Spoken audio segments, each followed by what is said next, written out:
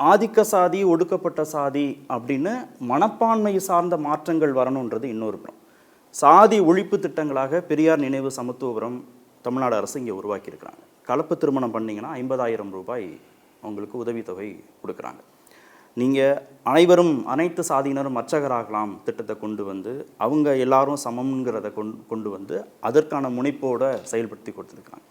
இப்படி நீங்கள் சுயமரியாதை திருமணத்தை ஊக்குவிக்கிறாங்க. இப்படி ஒரு புறம் நிர்வாக ரீதியாக ஒரு அரசு என்ன செய்யணும் சாதியை ஒழிப்பதற்குன்னு நடவடிக்கை எடுக்கணும். இன்னொரு புறத்தில் நீங்களே குறிப்பிட்டது மாதிரி 2000 ஆண்டுகளாக இருக்கக்கூடிய சாதியை மனதளவில் ஒழிக்கிறதுங்கிறது ஒவ்வொரு குடிமகனுக்கான அடிப்படை கடமைகள். இதை நீங்கள் ரெண்டையும் ஒரு புள்ளியில் இணைக்கிறதுனால இந்த சிக்கல் வருது. நீங்கள் உங்கள் பாயிண்ட்டுக்கே வரேன். நான் சாதியை ஒழிக்கிறதுக்கான உதவி திட்டங்களை கொடுக்குறீங்க. நீங்கள் சொல்கிறது உதவி திட்டங்கள். நீ இதை பண்ணால் உனக்கு ஒரு 50,000 கிடைக்கும். அது பேர் உதவி திட்டங்கள். சாதியை அழித்து ஒழிக்கிறதுக்கான திட்டம் கிடையாது. சாதி எங்கே அழிக்கணும்னா, நீங்கள் ஒரு எலெக்ஷன் கேம்பெயினில் நான் பங்கெடுத்திருக்கேன். ஒரு எலெக்ஷன் வரும்பொழுது ஊழல் இல்லாத ஒரு அரசை உருவாக்கும் பொழுது நான் பெரும்பாலும் ஒரு 70% மக்கள் ஜாதியின் அடிப்படையில் வந்து பெருசாக வந்து ஓட்டு போட்டு இந்த இடத்துல ஜெயிக்க வைக்கணும்னு வைக்கிறதோட ஒரு பெரிய தலைவரை பார்க்குறாங்க. மேடம் ஜெயலலிதா மேடம், இந்த பக்கம் வந்து ஸ்டாலின் சார், இந்த பக்கம் ஒரு தலைவரை வந்து பார்த்து ஒரு கட்சி. ஆனால் கட்சி ரீதியான அரசியல் என்ன பிரச்சனைன்னு சொல்லிடுறேன். ஒவ்வொரு எம்எல்ஏ உருவாக்கும் பொழுதும் 70 to 80% எம்எல்ஏஸ் வந்து ஜாதியின் அடிப்படையில் தான் கேண்டிடேட் ஆக்கப்படுறாங்க. இதை நீங்கள் மறுக்க முடியுமா? உங்க மனசாட்சி சொல்லிட்டு நீங்க ஒரு நிருபரா இருக்கீங்க, மறுக்க முடியுமா? தேர்தல் அரசியல்ல வெற்றி ரொம்ப முக்கியம் கட்சிகளுக்கு. சோ அப்ப நீங்க ஜாதி வந்து சூஸ் பண்ணி வெற்றி பண்ணனும்னு நினைக்கிறீங்க. தேர்தல் அரசியல்ல அதாவது நீங்க கேட்ட क्वेश्चनலயே தேர்தல் அரசியல்ல வெற்றி முக்கியம்ங்கறீங்க. அப்ப நீங்க வந்து ஜாதியோட அடிப்படையில் வேட்பாளர்கள் வந்து நம்ம வெற்றி பெறணும்னா முடிவு பண்ணணும்ங்கறீங்க. நான் அதுதான் சொல்ல வரேன். அதை நியாயப்படுத்தவே இல்ல நான் சொல்றேன். நீங்க நியாயப்படுத்துறீங்க இல்ல, அதான் நடந்துட்டு இருக்குங்க. நடக்கலன்னு நினைக்கிறீங்க. அது யாருமே மறுக்கல. நீங்க சொல்றது நடந்துட்டு இருக்கு. பெரும்பான்மை சாதி இருக்கக்கூடிய இடங்கள்ல பெரும்பான்மை சாதியை சேர்ந்தவங்களை தான் வேட்பாளர்களாக கட்சிகள் நிறுத்துறாங்க. இது எல்லா கட்சிக்கும் பொருந்தது. ஏன்னா அவங்களுக்கு இறுதியாக தேர்தல் வெற்றிங்கிறது ரொம்ப முக்கியம். நீங்க ஒரு பாலிசி டெசிஷன் எடுக்கணும்னா ஆட்சி அதிகாரத்துக்கு வரணும். ஆட்சி அதிகாரத்துக்கு வருவதற்கு நீங்க தேர்தல் வெற்றி ரொம்ப முக்கியங்கிற அடிப்படையில் அந்த முடிவுகளை அவங்க எடுக்கிறாங்க. அது நியாயம்னு இங்கே யாரும் நியாயப்படுத்தவே இல்லை. ஆனால் அந்த இலக்கை நோக்கி தமிழ்நாடு பக்கத்தில் இருக்கக்கூடிய மாநிலங்களை காட்டிலும் வட மாநிலங்களை காட்டிலும் கொஞ்சமாவது முன் நகர்ந்திருக்குங்கிறத திரு ஆதவர்ஜனா ஏத்துக்கிறாரா இல்லையாங்கிறதான பிரதான ஜாதியோடைய பெயர் போடலங்கிறதுக்காக அதை நான் ஒத்துக்கிறேன். ஜாதியோடைய பெயர் போடாம இன்னைக்கு வந்து ஒரு ஜீவோ பாஸ் ஆகி எல்லோரும் அந்த ஜாதியை பெயர் போட்டா தவறுங்கிற ஒரு மனநிலையை உருவாக்கி இருக்கோங்கிறோம். அதை நான் ஒத்துக்கிறேன். ஆனால் தேர்தல் அரசியல்ல ஜாதியின் அடிப்படையில தான் 70% 80% மக்கள் டிசைட் பண்றாங்க. நான் அதான் ஏன் தப்புன்னு நான் சொல்ல வரேன். நான் பேசிடுறேன். இதுக்காக தான் ஆட்சியிலும் பங்கு அதிகாரத்தில் பங்குங்கிற குரல் கொடுக்கிறோம். இதுக்காக தான் ஒரு கூட்டணி அமைச்சரவை உருவாகணும். கம்யூனிஸ்ட் தோழர்களாக இருக்கட்டும், காங்கிரஸ் தோழர்களாக இருக்கட்டும், இல்லை விசிகே தோழராக இருக்கட்டும், அமைச்சர்கள் பங்கு பெறும் பொழுது ஒரு கான்செப்டை கிரியேட் பண்ணலாம். அந்த ஒன் பார்ட்டி சிஸ்டத்தை வந்து பிரேக் பண்ணும் பொழுது, ஏன்னா உங்களுக்கு 25% இருக்கு, இந்த பக்கம் 15% இருக்கு. எதிர்காலத்தில் நம்ம வந்து ஒரு சேர்ந்து ஒரு அமைச்சரை உருவாக்கும் பொழுது இப்போ ஃபார் எக்ஸாம்பிள் அண்ணன் திருமாவளவன் வந்து ஒரு அந்த 10% ஏற்ற மாதிரி ஒரு முதலமைச்சராக ஓகே திமுகவே ஒரு முதலமைச்சரை உருவாக்குறாங்கன்னு வச்சுக்கோங்க. இவர் துணை முதலமைச்சர் இருக்காரு. இவர் இருந்த ஜாதியை ஒழிக்கிறதுக்கான என்ன ஸ்கீம்ஸோ அதை கடுமையாக போராட மாட்டாரா? அப்போ இந்த ஒரு புது சிஸ்டத்தை உருவாக்கணும்னு நினைக்கிறோம். அதுக்கு தான் ஆட்சியிலும் பங்கு அதிகாரத்தில் பங்கு வேணுங்கிற ஒரு கேம்பெயினை வந்து நம்ம உருவாக்கணும் ஆக்சுவலா.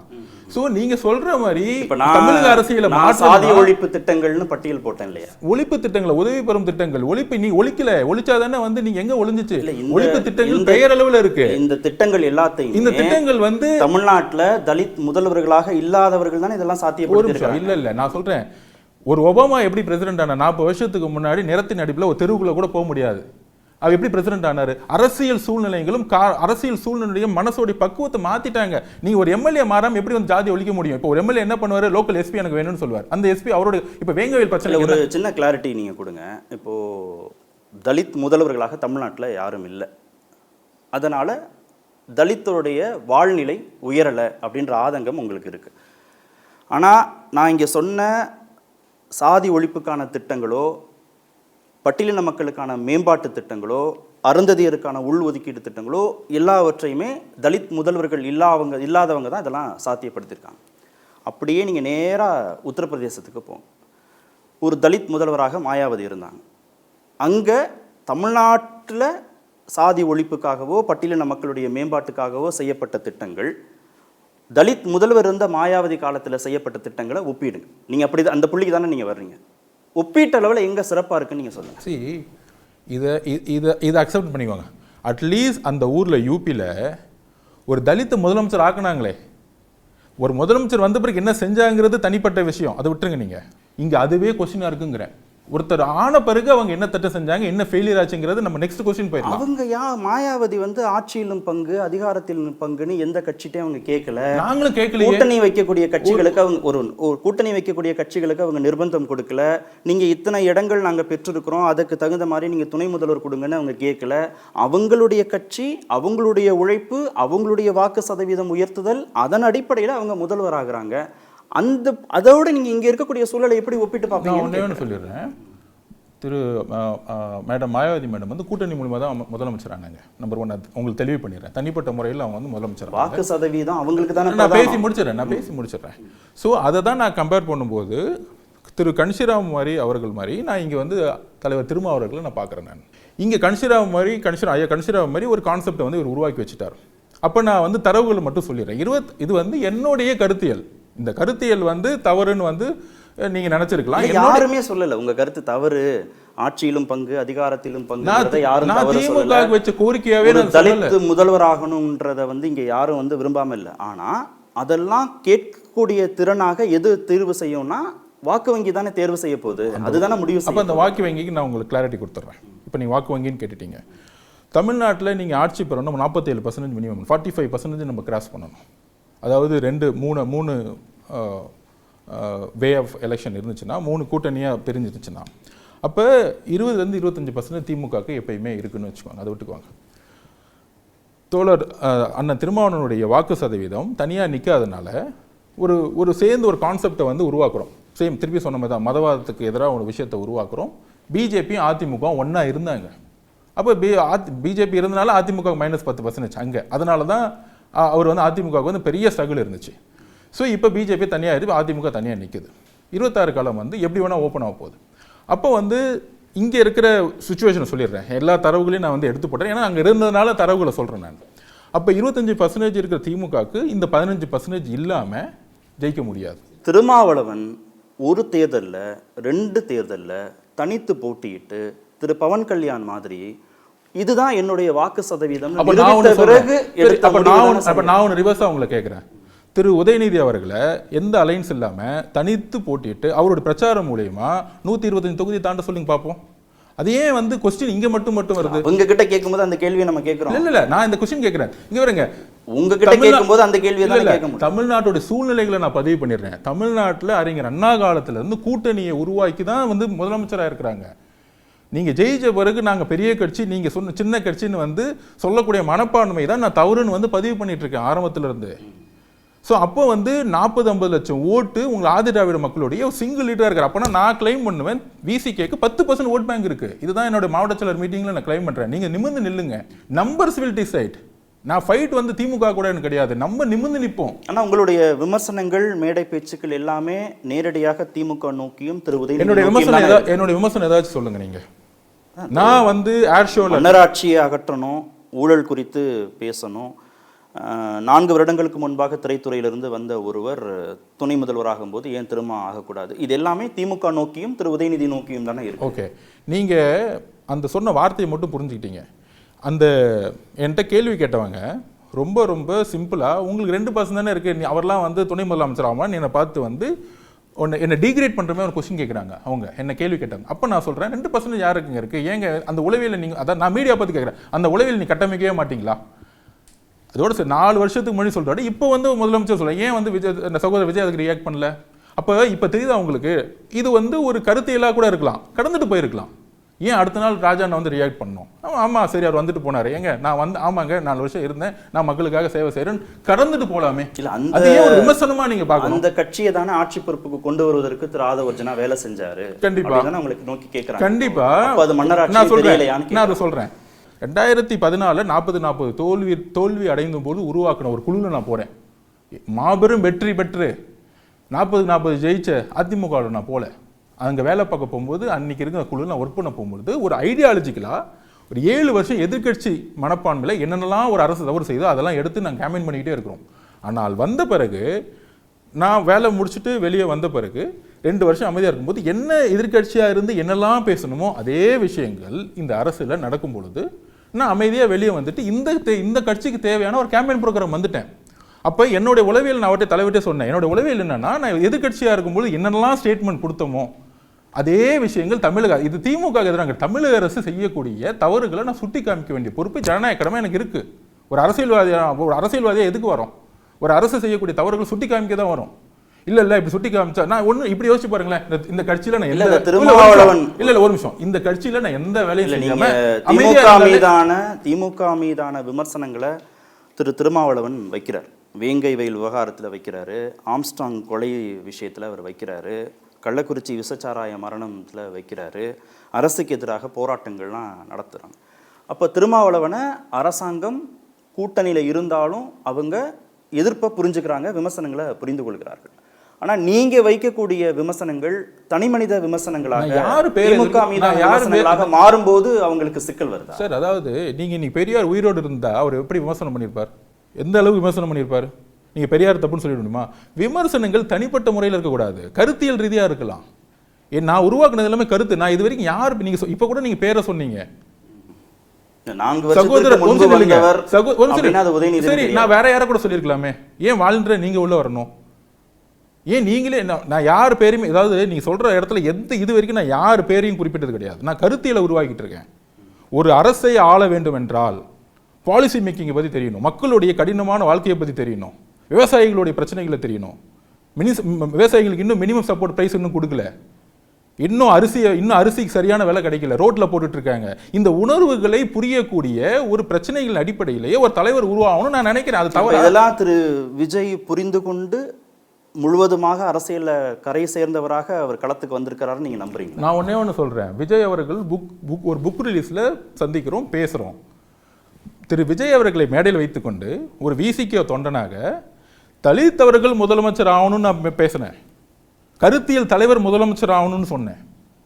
என்னுடைய உரையை நல்லா படிச்சு பாருங்க. விஜய் களத்துக்கு வரணும், களத்துக்கு வரது நல்லது, மக்களை போய் சந்திக்கணும். நீங்க சொன்னதான் கேட்கிறேன். களத்துக்கு வாங்க, மக்களை சந்திங்க, வேங்கவேல் பிரச்சனைக்கு. அந்த மேடை அம்பேத்கருக்கானது, அம்பேத்கர் நூல் வெளியீட்டு விழா. நீங்கள் அம்பேத்கர் இந்த சமூகத்திற்கு என்ன பண்றான்னு ஒரு வார்த்தை கூட நீங்க பேசவே இல்லை. அம்பேத்கரை புகழ்ந்து பேசல, திருமாவளவனை புகழ்ந்து பேசல. முழுவதுமாக திமுக எதிர்ப்பு, விஜய் ஆதரவுன்ற ஒரு நிலைப்பாட்டில் தான் அந்த பேச்சு 25 நிமிடங்கள் இருந்ததை புரிந்து கொள்ள. ஒரு நிமிஷம், அம்பேத்கருடைய பேசிக் கொள்கை என்னன்னு சொல்லுங்க. நான் பேசின உரையில அவருடைய கருத்துக்கள் சொல்றதுக்கு அங்க நிறைய பேர் இருக்காங்க. அவருடைய கருத்துக்கள் அடிப்படையில் என்ன நடந்துட்டு இருக்குன்னு சொல்றதுக்கான ஒரு மேடை எனக்கு. நீங்க என்ன சொன்னீங்கன்னு சொல்லுங்க. நான் என்ன சொல்ல வரேன், அம்பேத்கர் சொன்னதாக நான் இத சொன்னேன். 25 நிமிட பேச்சுன்றதை ஒன்னு சொல்றேன். நான் திருப்பி பேசுறேன். வேங்கவயல் பிரச்சனை, நீர் பிரச்சனை, இதே அம்பேத்கருடைய ஃபர்ஸ்ட் போராட்டம் நீர் பிரச்சனை போராட்டம் தான். அங்கதான் நான் கனெக்ட் பண்றேன். ஏன் வேங்கவயல் பிரச்சனை இங்க சரி செய்ய முடியல? அடுத்த எலக்ட்ரல் சிஸ்டத்தை கொஸ்டின் ரைஸ் பண்றேன். மத பெரும்பான்மை இதை பேசுறோம், ஆனா தேர்தல் அரசியல நீங்க அம்பேத்கரோட மெயின் பிரின்சிபல் தான். தேர்தல் அரசியல முத கேண்டிடேட்ஸை தூக்குங்க, அதை நான் பேசுறாங்க. ஏன் பேசல? இந்த புக்கு விழாவுக்கு ஒரு தடுப்பாணை போடும் பொழுது இது ஜனநாயக ரீதியான மன்னர் பரம்பரைக்கான மனநிலைன்னு சொல்றேன். ஆட்சி அதிகாரத்தில் பங்குன்னு கேட்டா என்ன துணை பொதுச்செயலாளர் தூக்குங்கிறாரு ஒருத்தர் அதுவும் மன்னர் பரம்பரைக்கான மனநிலை நான் இன்னைக்கு பதிவு பண்றேன். இல்ல, மன்னர் பரம்பரை குடும்ப அரசியலுடைய நீட்சினா அது திரு விஜய்க்கும் பொருந்தும், திரு ஆதவர்ஜனாவுக்கும் பொருந்தும்ல. திரு விஜய் அவங்க அப்பாவுடைய சார்பு நிலையில இருந்து தான் அவர் திரைத்துறைக்கு வராரு, தகுதியின் அடிப்படையில் அவர் உச்சத்துக்கு போறாரு. திரு ஆதவர்ஜனா உங்களுடைய மாமனாருடைய சப்போர்ட்ல நீங்க பொருளாதார ரீதியாக முன்னேறுகிறீர்கள், நீங்க இந்த அளவுக்கு உச்சத்துக்கு வர முடியும். இங்க சார்பு நிலைங்கிறது திரு உதயநிதிக்கு மட்டும் தானா, திரு விஜய்க்கோ திரு ஆதவர்ஜனாவுக்கோ பொருந்தாது? நான் திருப்பி சொல்றேன், ஒரு தொழிலை நீங்க அந்த இடத்துல மேல வரதுக்கும் ஒரு ஆட்சி அதிகாரத்தினுடைய தலைமைக்கும் வித்தியாசம் எக்கச்சக்கமா இருக்கு. தொழிலையும் அரசியலையும் நீங்க ஒண்ணா நேர்கோட்டில் பாக்குறீங்களா? நீங்க அங்கிருந்து வந்தீங்க 2 பேரும், இங்கிருந்து வேணா வரட்டும். ஒரு தொழிலதிபரா இருக்கலாம். நான் இங்க பாருங்க, அதாவது நான் திருப்பி ஆரம்பத்துல பதிவிட்டேன், என்னுடைய மாமனாருக்கும் என்னோட தொழிலுக்கும் சம்மந்தம் இல்லைன்னு சொல்லிட்டேன். அவரு பணக்காரரு. இன்னைக்கு என் அக்கௌண்ட்ல எவ்வளவு இருக்குன்னு எனக்கு மட்டும் தான் தெரியும். நீங்க எல்லாரும் சொல்ற மாதிரி அவர்கிட்ட 3000 கோடி இருக்கு, 2000 கோடி இருக்கு, 100 கோடி இருக்கு. நான் எல்லா தொழிலும் ரிசைன் பண்ணிட்டு அரசியலுக்கு வரணும்னு சொல்லிட்டு ஒரு வருஷத்துக்கு முன்னாடி வெளியே வந்துட்டேன். எந்த தொழிலும் எனக்கு சம்பந்தம் கிடையாது. அரசியலையும் தொழிலையும் நீ கம்பேர் பண்ண வேண்டிய அவசியம் இல்லைங்க. பண்ணணும்ன்றனா தொழில்ல நீங்க பணம் சம்பாதிக்கிறீங்க, தொழில்ல பிரபலியம் அடைகிறீங்க, தொழில்ல விஜய் பணம் சம்பாதிக்கிறாரு, தொழில்ல விஜய் பிரபலியம் அடைகிறாரு, அதை மூலதனமாக ஆக்கணும்னு அரசியலுக்கு உள்ளே வருகிறார்கள். அது மக்கள் தான் முடிவு பண்ணணும். உதயநிதிக்கும் பொருந்தும். இல்ல ஒரு நிமிஷம் இல்லைங்க, அது உதயநிதிக்கும் பொருந்தும். உதயநிதி இந்த மாநிலத்தின் முதல்வராக ஆக வேண்டாம், உதயநிதி இந்த மாநிலத்துடைய சட்டமன்ற உறுப்பினராக ஆக வேண்டாம், உதயநிதி இந்த மாநிலத்தின் நாடாளுமன்ற உறுப்பினராக ஆகவே நான் மக்கள் முடிவு பண்ணணும்னு நீங்க சொல்றீங்க இல்லையா, உதயநிதிக்கும் பொருந்தும், விஜய்க்கும் பொருந்தும், ஆதவ் அர்ஜுனாவுக்கும் பொருந்தும். ஆனால் நீங்கள் அவரை ஒரு குடும்ப பின்னணி சார்ந்தவராக, குடும்ப அரசியலின் நீட்சியாக, ஒரு மன்னராட்சியின் நீட்சியாக நீங்கள் அவரை பார்க்குறீங்க. ஆனால் தந்தையின் செல்வாக்கு மூலமாக உயர்ந்த விஜய, மாமனாரின் செல்வாக்கு மூலமாக உயர்ந்த ஆதவ் அர்ஜுனாவை மிஸ்டர் கிளீன் இமேஜுக்குள்ள கொண்டு போறீங்க. ஒரு நிமிஷம். விஜய் அவர்கள் ஒரு நடிகர் அப்படின்னு நீங்க ஒரு உச்சபட்ச நடிகர், கோடிகளில் சம்பாதிக்கும் நடிகர். மக்கள் அரசியலுடைய சப்ஜெக்டையும் நீங்க சினிமாவையும் கனெக்ட் பண்ணவே முடியாது. சினிமா இவ்வளவு தூரம் சொன்ன பிறகு இல்ல நீங்க ரஜினி அரசியலுக்கு வரணும்னு நினைச்சது சினிமாவில் அவர் அடைஞ்ச பிரபல்யம் தவறு. பவன் கல்யாண் அரசியலுக்குள்ள வரணும்னு நினைச்சது அவர் அடைஞ்ச பிரபல்யம். சிரஞ்சீவி அரசியலுக்குள்ள வரணும்னு நினைச்சது அவர் சினிமாவில் அடைஞ்ச பிரபல்யம். எம்ஜிஆர் அரசியலுக்குள்ள வந்தது சினிமாவில் அடைஞ்ச பிரபல்யத்தின் மூலமாக. ஜெயலலிதாவுக்கும் அது பொருந்தும், என்டிஆருக்கும் அது பொருந்தும், விஜய்க்கும் பொருந்தும். நான் பேசிக்கிறேன். இப்போ எம்ஜிஆர் பற்றி நீங்கள் பேசுனீங்க. 1954 அவர் திமுக சேர்ந்துட்டார். அவருடைய பிரச்சாரம் வந்து அண்ணா காலத்திலிருந்து அவருடைய பிரச்சாரம் முதல்வராக உயர்ந்ததுக்கு பிரபல்யம் முக்கியம். இல்ல எலெக்ஷனுடைய எல்லா ஸ்ட்ராட்டஜியும் எம்ஜிஆர் இருந்திருக்காரு. திடீர்னு வந்து கட்சி ஆரம்பிக்கல. விஜய் அவர்கள் என்ன பயணம் செய்ய போனாருன்னு யாருக்கும் தெரியாது, எனக்குமே தெரியாது. அவருடைய பிரபலம் அரசியல் உதவ போதா, இல்லை அவருடைய பிரபலம் எலெக்ஷன் ஸ்ட்ராட்டஜியில் உதவ போதா, இல்லை மக்கள் ஒரு முதலமைச்சர் ஆக்குறாங்களா, இல்லை எந்த கருத்தியல் தலைவர் உருவாவாங்கிறது யாருக்கும் தெரியாது. உதயநிதிக்கு கொடுக்க மாட்டேன்றீங்க. நான் யாரை பத்தியுமே சொல்லலையே. நீங்க முடிவு பண்றீங்க. நான் ஒன்னு சொல்றது கேளுங்க. நீங்க 4 வருடங்களுக்கு முன்பு திரைத்துறையில் இருந்து வந்த ஒருவர் துணை முதல்வர் ஆகலாமான்னு கேள்வி கேட்கிற போது 4 மாதங்களுக்கு முன்பாக வந்த ஒருவர் முதல்வர் ஆகலாங்கிறத எப்படி வெளிப்படையாக பட்டவர்த்தனமாக ஒரு மேடையில ஆதவால பேச முடியுது? நான் யாருமே முதலமைச்சர் சொல்லவே இல்லையீங்க. நீங்க அந்த வீடியோ நல்லா பாருங்க. நீங்க போட்டு திரு விஜய் அவர்களை நான் முதலமைச்சர் குறித்து நீங்க போட்டு கேளுங்க. ஒரு தலித் அவர்கள் முதலமைச்சர் ஆகணும், ஒரு கருத்தியல் தலைவர் முதலமைச்சர் ஆகணும்னு சொன்ன யாருமே விஜய் தலித் தலைவர் நீங்க தான் சொன்னீங்க. கருத்தியல் தலைவராக உருவாக வேண்டும், உருவாகி ஆட்சி பொறுப்பு அகற்றணும்ன்றீங்க. உருவாக வேண்டும், ஆட்சி பொறுப்புல அகற்றணும்னு சொல்றதுக்கு கூட்டணி சேரலாம், நிறைய பேர் சேரலாம், அதுல அவர் ஒரு பங்கா இருக்கலாம். ஒரு காமனான ஒரு ஜனநாயகத்தை உருவாக்குறதுக்கு நம்ம உருவாக்கலாம். இதுல என்ன தவறு இருக்கு? உங்களுடைய அறிவை, உங்களுடைய தகுதியை குறைத்து மதிப்பிட்டு இந்த கேள்வி இல்லை. ஆனா திரு உதயநிதிக்கு இருக்கிற பிரிவிலேஜ் தான் திரு விஜய்க்கும் இருக்கு. திரு உதயநிதி திரு விஜய்க்கு இருக்கிற பிரிவிலேஜ் தான் திரு ஆதவுக்கும் இருக்கு. அந்த பிரிவிலேஜ் இல்லைன்னு சொல்ல முடியாது. அவர்களையும் எல்லாமே டிஃபரெண்ட் லைஃப் ஸ்டைல். நீங்க நான் ஒரு வறுமையிலிருந்து வந்து ஒரு விளையாட்டு வீரனா வந்து என்னோட லைஃப் ஸ்டைல் வேற, எனக்கு ஒன்று வாய்ப்பு, அதாவது ஒரு குடும்பத்தில் வந்து நான் மேரேஜ் பண்ணியிருக்கேன், நான் டிக்ளேர் பண்ணுறேன் எனக்கு அதுக்கு சம்மந்தம் இல்லைன்னு சொல்லிட்டு ஒரு தொழில் ரீதியாக சம்மந்தம், தொழில் ரீதியாக சம்மந்தம் இல்லாமல் இழுக்க முடியும். இப்போ உங்களோட தம்பி தொழில் பண்ணுறாரு, 100 கோடி வச்சிருக்காரு, உங்களுக்கு காசு கொடுத்துருவாரா? கேட்குறேன், உங்களுக்கு காசு கொடுத்தா நீ எதுக்கு வேலை பார்க்கணும்? நீங்கள் கொடுத்துருவாரா? ஒவ்வொருத்தருக்கும் ஒரு எண்ணம். நான் பிஜேபி எடுத்து கடுமையாக போராடும் பொழுது அவருக்கு நெருக்கடியும் போது குடும்ப ரீதியாக என்ன சொல்கிறாங்க, நீ பண்ணாதான்னு சொல்கிறாங்க. அன்னையிலேருந்து நான் விலகிட்டேன். எனக்கும் என்னுடைய அரசியல் வாழ்க்கைக்கும் அன்னைக்கும் அவருக்கு இன்னைக்கும் கருத்து வேறுபாடு ஹெவியா இருக்கு. நான் பேசுறது சொல்றதுதான் நீங்க சரியா புரிஞ்சுக்கல. ஒரு நிமிஷம் நான் சொல்லிடுறேன். திரு மார்ட்டினுக்கும் திரு ஆதவுக்கும் அரசியல் ரீதியாக கருத்து வேறுபாடு இருக்குன்னு நீங்க சொல்றீங்க. இங்க நான் தொடர்புபடுத்த வேண்டியது முக்கிய பொருளாதார ரீதியா அவர் எனக்கு எந்த ஹெல்ப் பண்ண வேண்டிய அவசியம் இல்லை. எனக்கு ஹெல்ப் பண்ணல. அரசியல் ரீதியா எனக்கு என்ன பண்ணணும்? அப்படி பண்ணிருந்தா நான் திமுகலயே சீட்டு வாங்கிட்டு அன்னைக்கே நான் வந்து நேரம் எம்பியா டெல்லியில போய் உட்காந்துட்டு இருப்பேன். நீங்க தெளிவா புரிஞ்சுக்குவாங்க. இது என்னுடைய வாழ்க்கையை ஒவ்வொரு நிமிஷம் கொடுத்தா எல்லா என்ன பேச விடுங்க. நீங்க சொன்னீங்க அப்ப நீங்க எதனை கனெக்ட் பண்றீங்க? உங்களுக்கு பொருளாதார வலிமை இருக்கு, அப்ப நீங்க வந்து பிரிவிலேஜ் எடுத்துக்கிறீங்க. கட்சி பொறுப்பு நான் எங்க இருந்தேன்? திமுக கட்சி பொறுப்பு இல்லையே. ஐடென்டிஃபை தெரியாம கட்சி பொறுப்பு இருந்தா விசிகல ஏன் கொடுத்தாங்க? திமுகவுடைய கூட்டணியில எனக்கு அன்னைக்கு தளபதி வந்து ஒரு லிபர்ட்டி கூட கூட்டணி கட்சிகளை வந்து நம்ம வந்து பேசிட்டு இருக்கோம் இத்தனை தொகுதி. அப்ப அதே திருமாவளவன் சார் வந்து டிக்ளேர் பண்ணிருப்பாரு, எனக்கு வந்து பேச்சுவார்த்தை நடத்தினது வந்து சபரீஷ் அவர்கள், அர்ஜுன் அவர்கள் தான். நான் தான் அந்த பொறுப்பெடுத்துக்கிட்டேன், அண்ணங்கிற முறையில் நான் பொறுப்பெடுத்துக்கிட்டேன். அப்ப நான் அவர்கிட்ட பேசி 25 ஆண்டு காலமாக விசிகாவுடைய மேன்மைக்காக விசிகாவுக்கு பணம் வசூலித்து நிதி ஆதாரத்தை வசூலித்து கொடுத்து பல 100 மாநாடுகளில் வேலை செஞ்ச எத்தனையோ பேர் இன்னும் துணை பொதுச் செயலாளர் ஆக முடியாம பிரிவிலேஜ் இருக்குன்னா திமுகலே நான் நேரம் ஒரு போஸ்டிங் வாங்கிட்டு நான் நேரம் முக்கியமான இடத்துல இருக்கேன். அதாவது 509 கோடி ரூபாய் திமுக கொடுத்திருக்காங்க போது எனக்கு ஒரு எம்எல்ஏவோ எனக்கு ஒரு மினிஸ்ட்ரியோ இல்ல எனக்கு ஒரு எம்பி உருவாகி இருக்க முடியாது. நீங்க சொல்ற பிரிவிலேஜ் இருந்துச்சுன்னா பிரிவிலேஜ் இல்லாம மிக குறுகிய காலத்துல அடுத்த பாயிண்ட்க்கு வரேன் நான். தேர்தல் அரசியல்ல 2018 விசிகேவை உள்ள சேர்த்த முக்கியமான தேர்தல் திமுகவுடைய மாவட்ட செயல் கடுமையாக எதிர்க்கிறாங்க, விசிகேவை சேர்க்கக்கூடாதுன்னு. அப்போ நான் பிரசன்டேஷன்ல தலித் ஓட்டு எந்த அளவு கன்சாலிடேஷன் வந்து திருமணம் மூலியமா நடந்துகிட்டு இருக்குங்கிற ஒரு விஷயத்தை பதிவு பண்ணி திமுக வரணுங்கிறதுல நாங்கள் உறுதியா இருந்து பேச்சுவார்த்தையில நானும் சபரீஷ் அவர்களும் இருக்கும் பொழுது நாங்கள் வந்து கூட்டணியில் அவர் வந்து 2 தொகுதியில் ஒரு தொகுதி சிம்பிள், ஒரு தொகுதி டிஎம்கே சிம்பிள், ஒரு தொகுதி ஓன் சிம்பிள்னு சொல்லிட்டு ஃபினிஷ் பண்ணும் பொழுது அந்த காலத்திலிருந்து விசிகே திமுக வரணுங்கிற ஒரு உணர்வில் இருந்து, ஏன்னா தலித் மக்கள் அதிகாரத்துக்கு வரணுங்கிற உணர்வில் இருந்து அவரோட நான் கனெக்ட் ஆகிறேன். அப்போ இந்த வேலையெல்லாம் பார்த்து நான் பண்ணுற ஒர்க்கை பார்த்துட்டு நீங்கள் விசிகேவில் அடுத்த கட்ட லெவலில் அப்டேட் பண்ணுறதுக்கு நீங்கள் வந்து ஒர்க் பண்ணுங்கன்னு 2 வருஷம் கழிச்சு அவரை நான் அழைச்சார். அதில் தான் நான் போய் ஜாயின் பண்ணி கேம்பெயின் ப்ரோக்ராம் உருவாக்கணும்.